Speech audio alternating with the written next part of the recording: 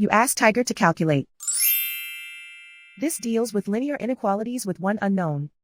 The final result is x smaller than 4. Let's solve it step by step. Group all constants on the right side of the inequality. Subtract 9 from both sides.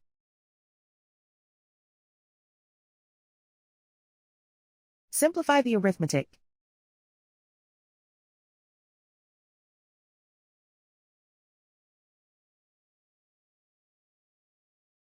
Isolate the x. Divide both sides by -2. Whenever you multiply or divide by a negative, reverse the inequality sign.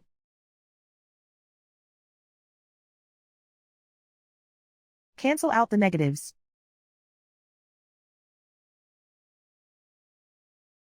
Simplify the fraction.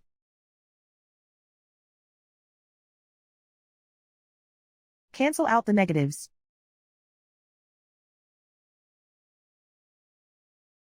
Find the greatest common factor of the numerator and denominator.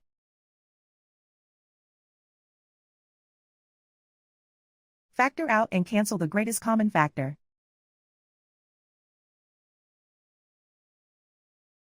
Plot the solution on a coordinate grid.